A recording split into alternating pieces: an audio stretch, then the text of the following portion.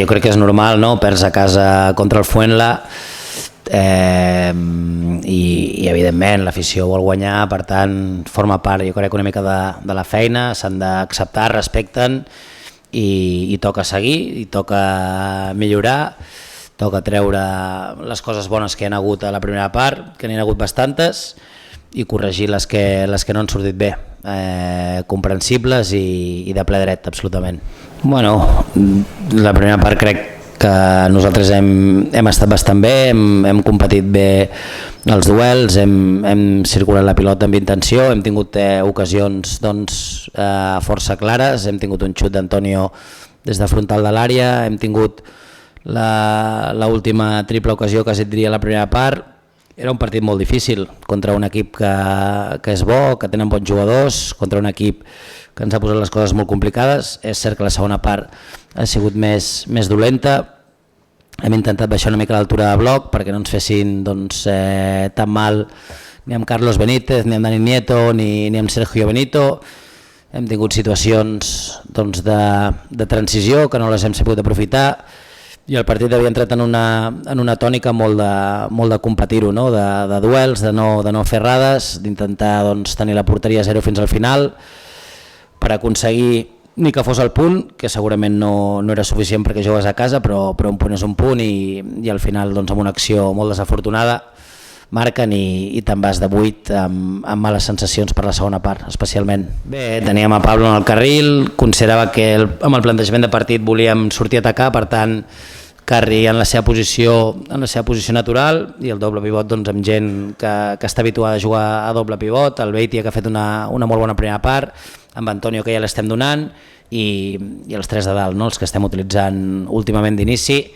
Per tant era un tema simplement de peces, de rotacions, i calia estar preparats també per quan els hi toqués sortir.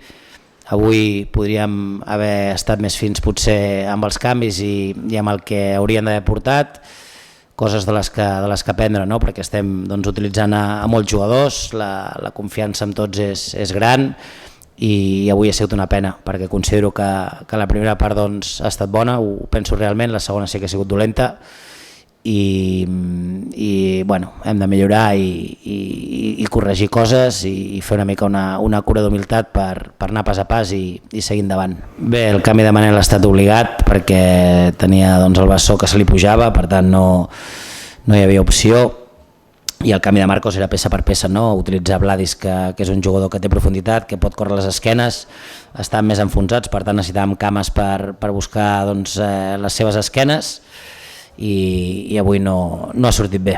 Bé, considero, és a dir, la primera part a mi m'ha agradat, haig d'insistir que era un partit complicat, ells han plantejat igualar-ho de base, el 5-4-1 contra el 5-4-1, era un partit de duels, d'home a home, on ens hem sobreposat, on hem tingut intensitat, on hem intentat animar la gent, on hem tingut ocasions, i a la segona aquest desgast ens ha passat una mica de factura, una mica similar també, podria dir, al partit d'Osasuna, la sensació de segona part una mica, no, on vas una mica a remolc, ja no ets tan protagonista, no pots pressionar pilota, et costa una mica més, i hauríem d'haver tingut la capacitat, no, de llegir-ho i d'intentar, com fos, patir més, saber patir més junts i mantenir aquesta porteria a zero.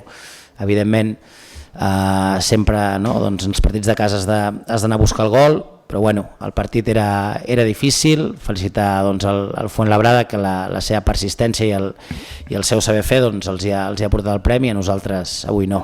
No, al final, ja et dic, nosaltres estem fent tot el que podem, intentem entrenar, no? I donar al jugador una mica les bases per competir, els jugadors també estan fent tot el que poden. És cert que 4 derrotes en 7 partits són bastantes i a ningú li agrada, i és un tema de corregir, de millorar, de mirar-nos nosaltres mateixos, de fer grup, de fer pinya i d'anar endavant, no? És una competició tremendament igualada, no ho descobreixo jo, ho veiem en cada partit.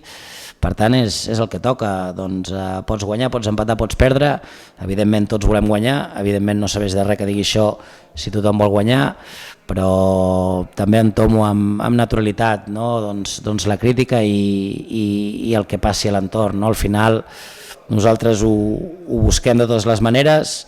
Insisteixo que el partit té dues lectures, crec que hi ha una primera part i una segona part, i és cert que la segona part doncs, ens ha faltat una mica més d'empaque competitiu, sobretot.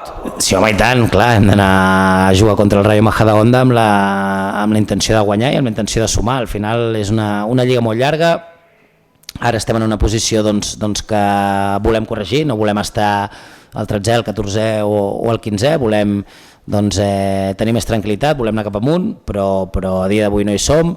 Per tant, agafar com són les coses, l'estatus quo de les coses, intentar canviar-les i tots junts, partit a partit, fer les coses bé per sumar els punts. Al final així és futbol i així es presenten tant les victòries com les derrotes, però sí, a Majadahonda, evidentment, hem de treure alguna cosa positiu.